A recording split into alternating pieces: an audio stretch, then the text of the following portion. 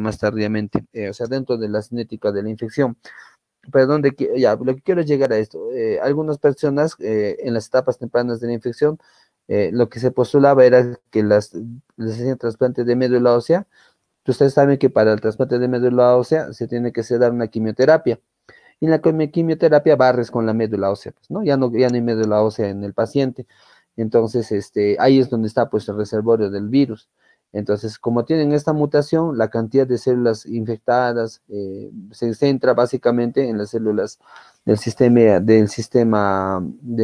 linfocitos, monocitos, macrófagos, se centra en este grupo de células que son eliminadas por la quimioterapia. Le colocas una nueva médula, un donante, ¿no? Y estas nuevas células no tienen el virus ni se infectan porque al ver esta mutación hay menor cantidad de virus circulante, o mejor dicho, existen otros reservorios que el virus no ha podido llegar. O sea, otros reservorios me refiero a otros tipos de tejidos, ¿ya? Por la falta del receptor no ha podido infectar otros tipos de tejidos, entonces ya no se libera virus, solo el virus que quedaba era el que estaba en la médula ósea. Ya, entonces, con ese motivo es que se hizo el trasplante y se ve pues que no hay, hasta ahora los pacientes son carga viral indetectable, pero hay que hacer seguimiento más tempranamente porque muchos todavía están en tratamiento antirretroviral, ya, o sea, les han hecho el trasplante y les han dado tratamiento antirretroviral. Entonces, la discusión va a haber que suspender en algún momento el tratamiento para ver si es que de verdad se han curado o no. Pero aparte de eso, hace muchos años hubo un caso, un paciente en Alemania que teniendo VIH se hizo un trasplante de médula ósea. También tenía un defecto en el virus, no era un virus como los que den la mayoría. Y él sí se hizo el trasplante y no recibió tratamiento antirretroviral y sí, nunca se volvió a detectar el virus. Ahora salió la noticia que este año falleció este paciente, falleció por otro tipo de cáncer, creo que era de pulmón o de páncreas, creo. Pero no sé ya, pero, o sea, este paciente sigue pues en seguimiento y no se logró detectar virus, pues. ¿Ya? No se logró detectar virus. Él sí es el caso, se le llama el paciente Berlín, si quieren búsquelo en internet, es el primer caso de paciente curado. Se intentó hacer el mismo experimento en otras personas, pero no se ha podido conseguir los mismos objetivos. Y hace otros años hubo casos de un niño que le dieron tratamiento antirretroviral y que aparentemente se había curado, pasó 5 años y volvió a aparecer el virus, pues, ¿no? Entonces ahí, por eso, como digo, es un poco bien, es un tema bastante interesante, ¿no? Pero conocerlo, pero hay que conocer mucho de inmunología y genética, pues, ¿no? Ya. Si no hay más preguntas, vamos a pasar a ver, ¿cuál es el tratamiento? Ya, este de aquí. ¿Se ve mi pantalla, chicos? ¿Se ve la presentación que diga? Doctor, se ve que está presentando, pero eso está negro. Ah, ya, voy a dejar de presentar. De nuevo voy a presentar. Ya, este es más breve, es con respecto al tratamiento de la infección. Está bien, han revisado la guía nacional, me parece muy bueno, pero la guía nacional tiene sus debilidades, ¿ya? Entonces la cosa de aquí es tampoco darle los conceptos para que estén más claros, para que no se confundan, porque es cierto, son muchas drogas, son drogas nuevas y uno se enreda, se marea mucho. Entonces, la idea no es, pues, es que esto sea, pues, pura memoria y con que sepan bien el principio del tratamiento, y conozcan los principales medicamentos, ya se van a familiarizar y va a ser más digerible la norma técnica, porque la norma técnica es un poco pesada. ¿No? Y las de todos los países también es así, no solo la peruana. Ya, entonces, ahora sí se ve la presentación, ¿no?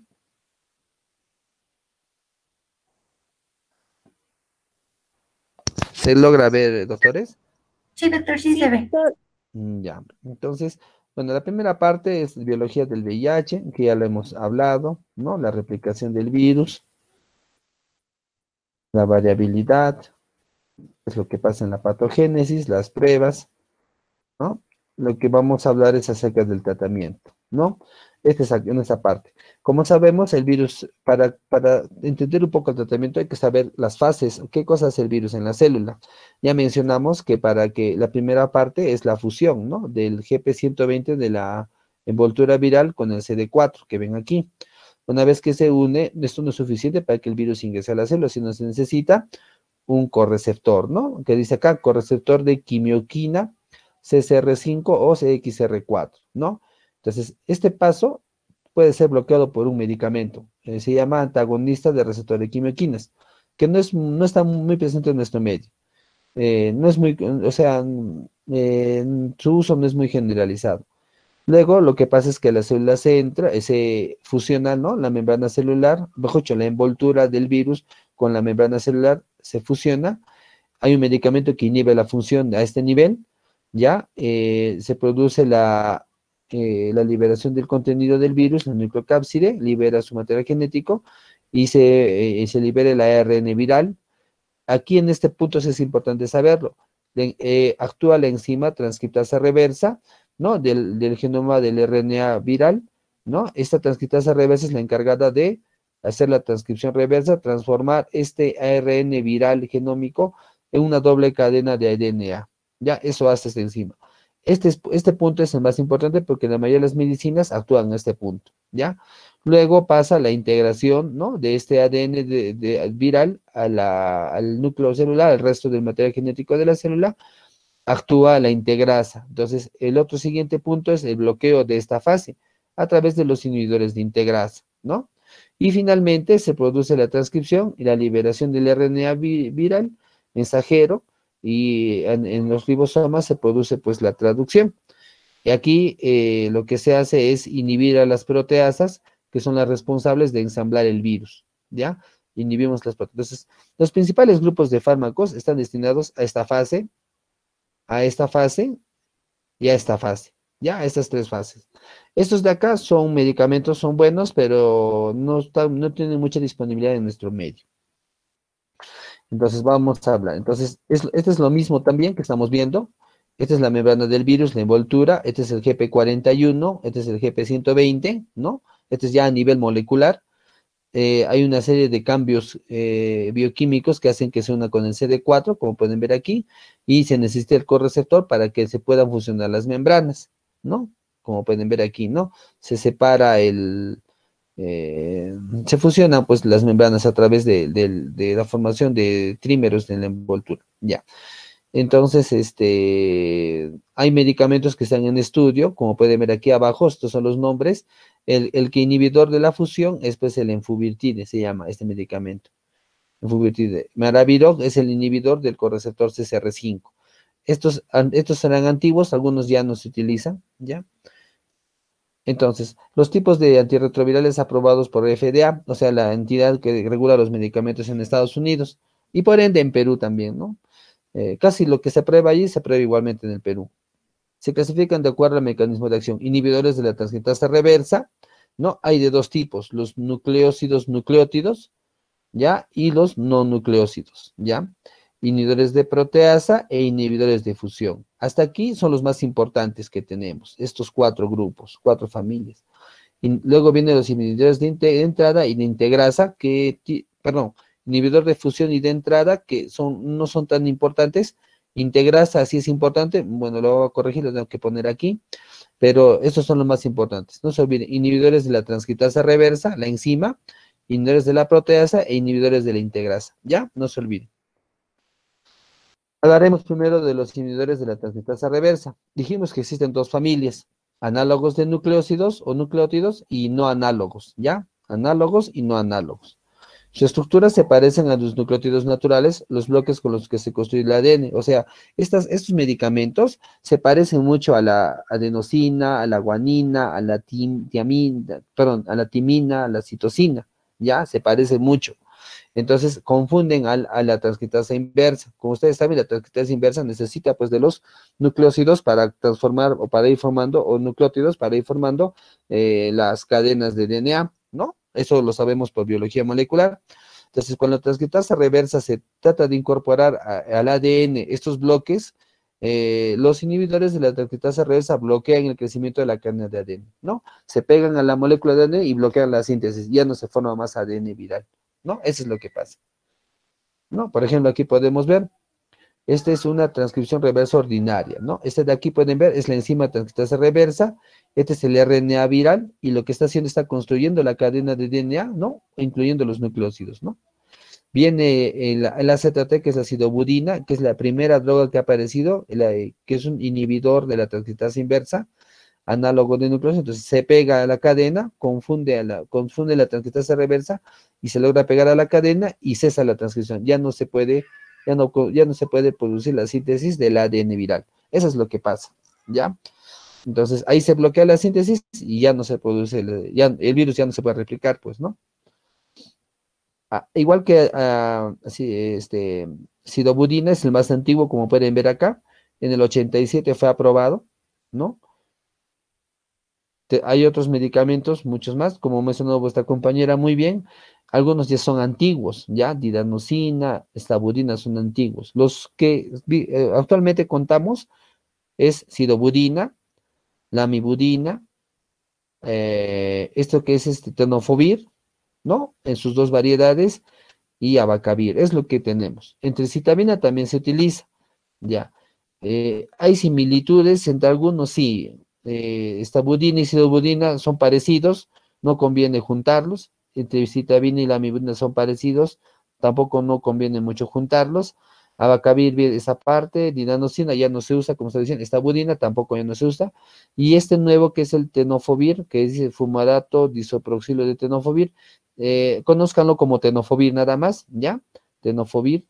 Es nuevo, es uno de los más recientes, por ejemplo, uno está aprobado en el 2018 y otro en el 2001, que son muy buenos, son muy potentes, ¿ya?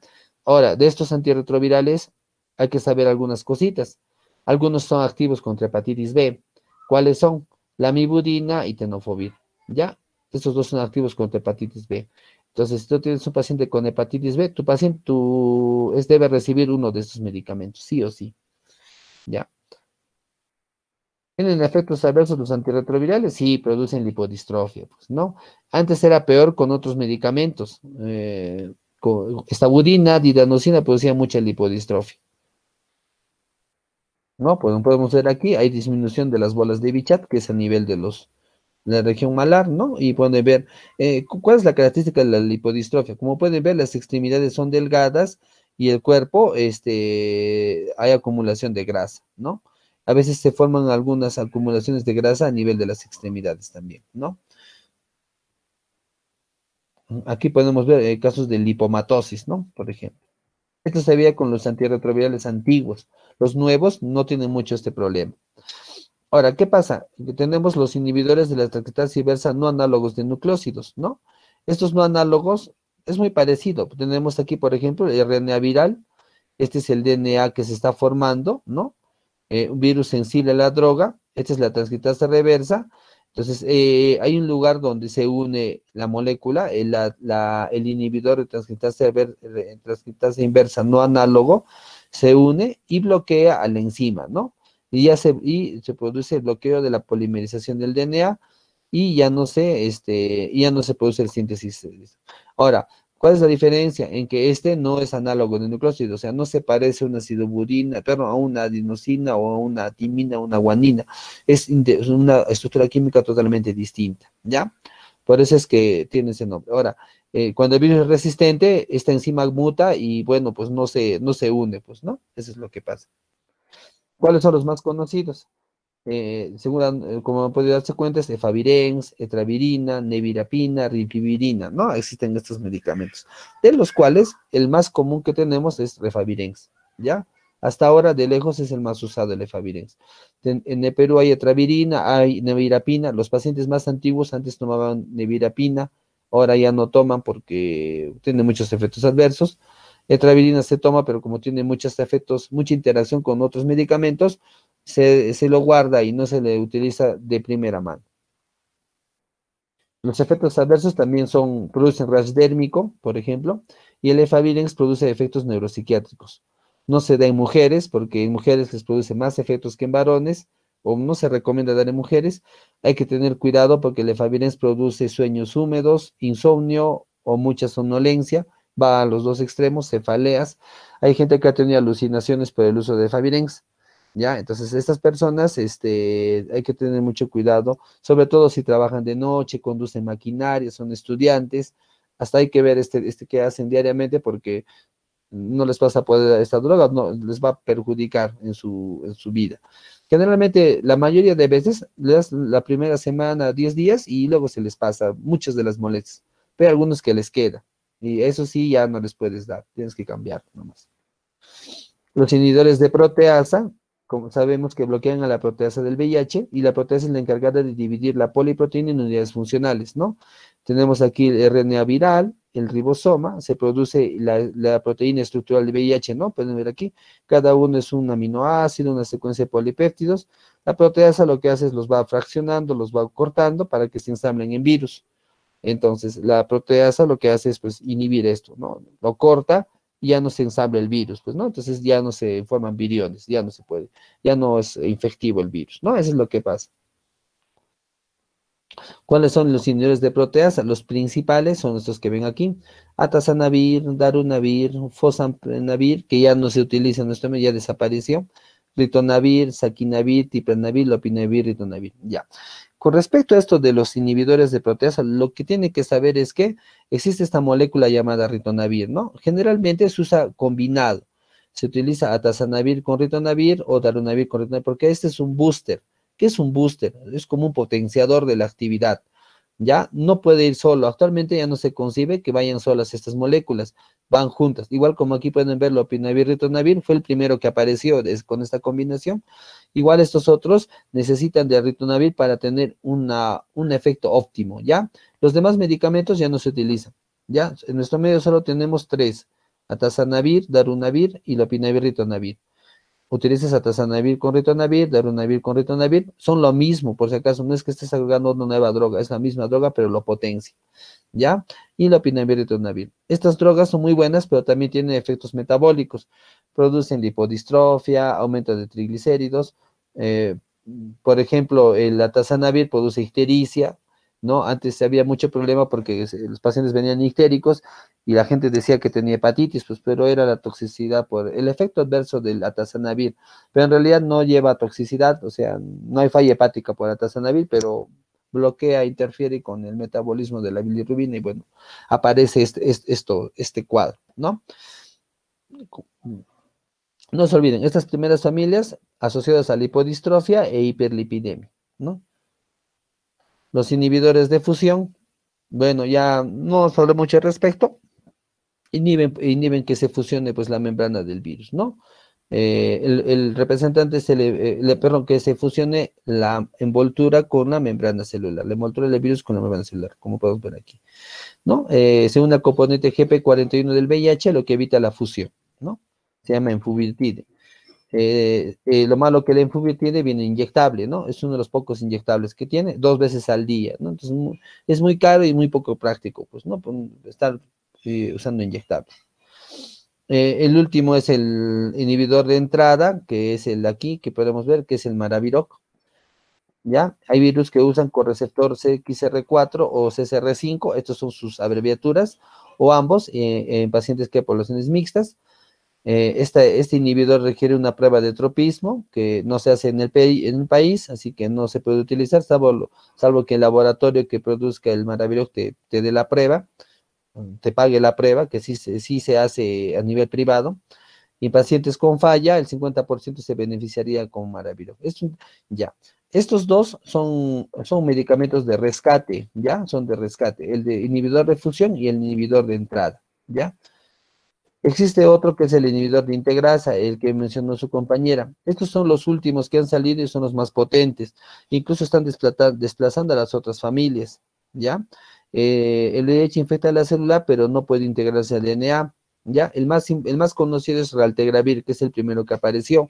Y es muy potente, incluso la carga viral te cae rápido, te baja muy rápidamente, ¿ya? En 3 meses ya puede estar indetectable. Ya les voy a contar un poco cómo es esto del tratamiento. Tiene muy pocos efectos adversos y tiene un bajo umbral de resistencia. Existen varios inhibidores de integrasa: dolutegravir, raltegravir, bictegravir, todos son muy buenos, ¿no? Estos medicamentos también son un poco más caros, ¿no? pero como les digo, o sea, ya están teniendo un lugar muy importante como primera línea de tratamiento. ¿Cuáles son las metas del tratamiento? Reducir la carga viral de VIH al nivel más bajo posible y por el mayor tiempo posible, con el fin de evitar el avance de la enfermedad y limitar el desarrollo de la resistencia, ¿ya? Segundo, restablecer y preservar el sistema inmune, ¿no? Tanto cuantitativamente, o sea, el recuento del CD4, como cualitativamente, significa que haya menos infecciones oportunistas, prolongar la expectativa de vida y calidad de los pacientes infectados por VIH, lo que se está logrando, porque ya casi la expectativa de vida es igual que en pacientes no VIH, y reducir la transmisión del VIH en otras personas, ¿no? Ese es un aspecto muy importante, ¿no? ¿Cuáles son los principios del tratamiento? Tratamiento es de por vida, ya no se va a suspender por nada, salvo que el infectólogo te diga que no tomes, tú tienes que seguir, el paciente tiene que seguir tomando, ¿ya? Debe ser constante, uno no puede decir un mes tomo, otro mes no tomo, o interdiario, no, eso no existe.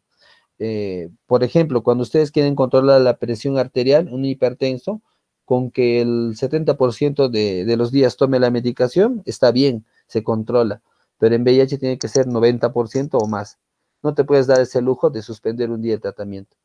Y se deben usar al menos 3 medicamentos efectivos simultáneamente, ¿no? Esto ya lo mencionó bien su compañera, no se usa uno ni dos drogas, no funcionan. El virus como muta mucho, rápidamente adquiere resistencia. Entonces, de acuerdo a las investigaciones, tiene que ser tres, sí o sí tres. Se puede ajustar para maximizar efectividad y buena tolerancia. Bueno, como pueden ver, hay muchas drogas para el tratamiento.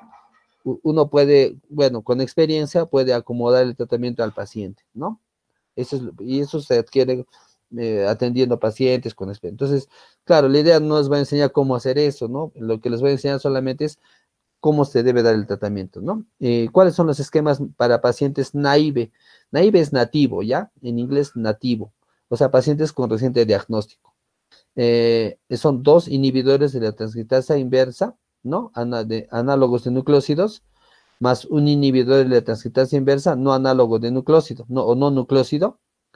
Ese es un esquema. El otro esquema es y es lo mismo, todos empiezan con dos inhibidores de la transcriptasa inversa nucleósidos, ¿ya? No se olviden. El primera rama, los primeros dos medicamentos vienen de los inhibidores de la transcriptasa análogos de nucleósidos, ¿ya?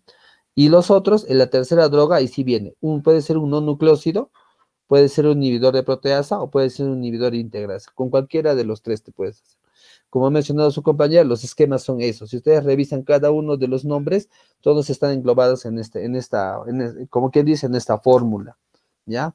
Entonces, sí, pues no les voy a preguntar si este esquema está bien, no les voy a preguntar los nombres de todos los antirretrovirales, pero más o menos tengan idea cómo es el esquema para no equivocarse, porque por A o B puede ser que en el transcurso de su vida profesional les toque estar con un paciente y por lo menos pues no se van a dejar engañar con su tratamiento, pues, ¿no? Que está mal formulado, ¿no?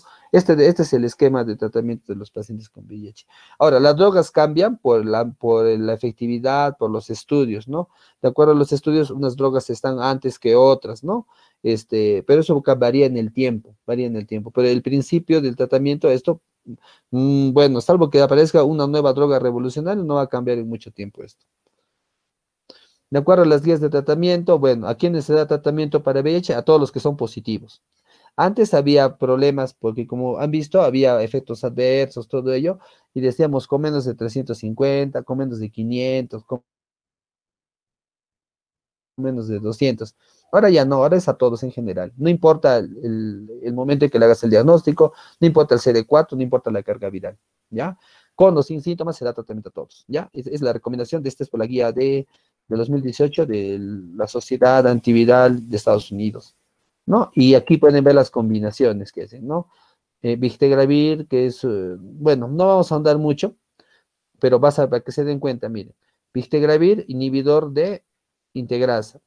Este es tenofovir, alafenamida más centricitabina. Los dos son inhibidores nucleósidos. Dolutegravir, inhibidor de integrasa. Abacavir es un nucleósido, inhibidor nucleósido con la mibudina que también es inhibidor nucleósido. Dolutegravir más tenofovir más centricitabina, que también es inhibidor de nucleósido, ¿no? Entonces, los esquemas se mantienen. Por ejemplo, aquí, darunavir más tenofovir, más entecitabina, igualito, dos inhibidores nucleósidos más un inhibidor de proteasa, ¿no? Acá el último, efavirenz, es un inhibidor no nucleósido, más tenofovir, más entecitabina, igualito, ¿no? Entonces, dos nucleósidos más uno no nucleósido, ¿no? Y así están todos los esquemas, ¿ya?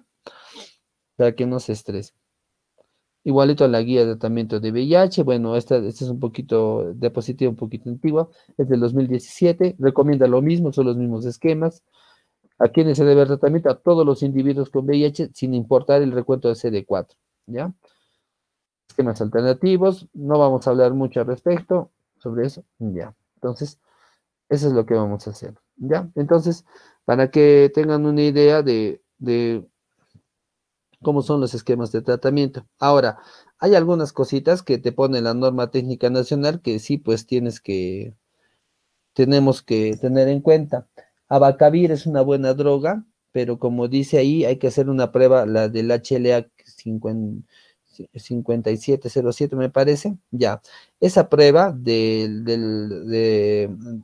HLA no hay en el Perú, es muy rara. Y generalmente no hemos hecho esas pruebas porque que no hay, pues no, lo que se ha hecho, hay estudios de la prevalencia de esta mutación, que es una mutación que es peligrosa para los que toman abacavir porque les hace anafilaxia severa y se puede morir por una reacción anafiláctica, pero la prevalencia en Perú es muy baja, es menos del 1%.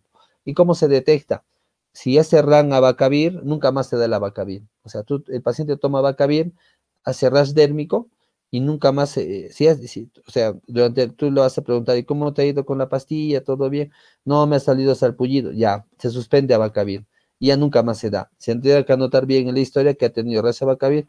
¿Por qué? Porque la segunda vez que le des el abacavir, ahí sí va a ser la anafilaxia. Ya, entonces, eso es algo importante que, bueno, pues, que es de manejo de los infectólogos, ¿ya? Pero esa es la aclaración que les hago porque ustedes han revisado la norma técnica y habla de la Bacavir, pues, pero la prueba no es tan sencilla, no hay muchos casos. No sé si ya lo han implementado en el MINSA, pero en el seguro no hay esa prueba, por ejemplo, ¿no? ¿Ya? Ya chicos, con eso terminamos. No sé si hay alguna pregunta, alguna duda, chicos. No sé, sí.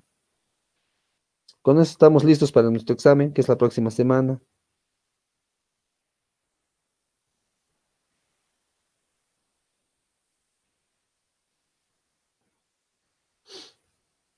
Doctor, ¿nos puede pasar sus diapos, porfis?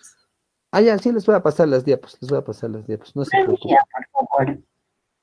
No, sí, sí, voy a terminar de arreglarlo, acoplar las dos presentaciones en una sola para enviárselas, ¿ya? Sí, sí, sí, me vas a Gracias. acordar mañana, si no te lo entrego hoy día en la noche, me vas a acordar mañana, Mañana ¿ya? le escribo. Sí, me Doctor, escribes, ¿ya? ¿qué temas debemos de enfatizar para este segundo examen, por favor? A ver, no. Ya, bueno, VIH se tienen que revisar la parte de patogenia y es más importante, el diagnóstico también. Está bien, lo de la norma técnica de diagnóstico también está bien. En resumen, tienes que hacer dos pruebas positivas, ¿no? Ahora, si tienes una prueba y tienes síntomas de tipo C, ya está el diagnóstico también, no necesitas hacer más pruebas, ¿ya? Ya tienes diagnóstico, ya. Si ya tienes síntoma clínica de VIH, no es necesario hacer una segunda prueba, ya con la primera prueba es suficiente, pues, ¿no? Digamos, tiene criptococosis cerebral y sale prueba positiva, prueba rápida o prueba ELISA positivo, es VIH, pues eso ya no cambia, ¿no? La duda viene con los asintomáticos, pues, ¿no? Por los falsos positivos. Antes había muchos falsos positivos y como la enfermedad tiene mucha repercusión social, hay mucha estigmatización, entonces habría que tener mucho cuidado, ¿no? En esos casos sí se tienen que hacer dos pruebas. No se olviden que las confirmatorias no es el ELISA, es el Western Blot, ¿ya? Y la inmunofluorescencia. Esas dos pruebas son las confirmatorias. El ELISA también es screening. Claro, como es un poco difícil de hacerlo en todos sitios, se desarrollaron las pruebas rápidas, y vuelto como el COVID, pruebas rápidas para las zonas alejadas, para los hospitales de periferia, por ejemplo, ¿no? Entonces, pero siempre se tiene que confirmar si es que el paciente es asintomático, ¿no? Digamos gestante y sale positivo, una prueba rápida, tienes que hacer una ELISA, ¿no? O tienes que hacer un Western blot, más que todo, ¿no? Así es, ¿no? Así funciona esto del diagnóstico. Ya, tiene que saber diagnóstico, patogenia, y las principales infecciones oportunistas de las que les he mencionado, ¿no? Criptococo, toxoplasma, neumocistosis, la diarrea crónica por VIH, el sarcoma de Kaposi, ¿qué más? Bueno, esas son las más importantes, las que más van a ver, las que más preguntan también los exámenes de residentado. Ya, esas tienen que saber. La diarrea crónica, los bichos que producen diarrea crónica, los protozoarios. ¿Ya? ¿Qué más? ¿Qué también hemos hablado? Ah, ya, de herpes virus va a entrar, pues tienen que leer bien el citomegalovirus, Epstein-Barr, eso va a entrar, pues, ¿no? Luego,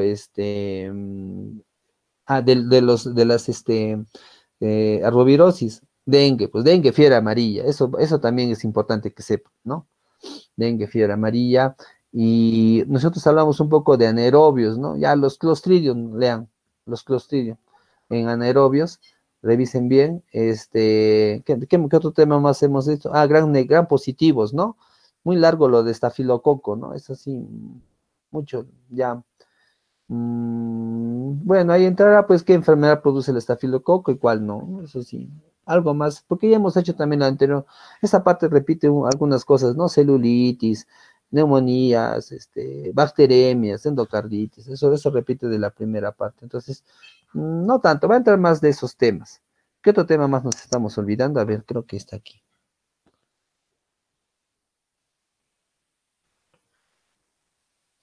Arbovirosis, retrovirus y herpes, ¿no? Ya, yo he hecho infecciones por gram positivos y anaerobios. No hemos dicho que negativos, pero ya, eso ya lo podemos arreglar, ver más adelante, ¿ya? Entonces, esos son los que sí tienen que revisar, por favor, ¿ya?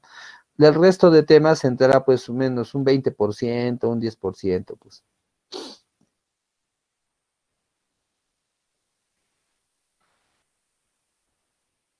Está bien, doctor, ¿Alguna gracias. otra preguntita, chicos? Doctor, ¿gran negativos no va a entrar? No, no, es que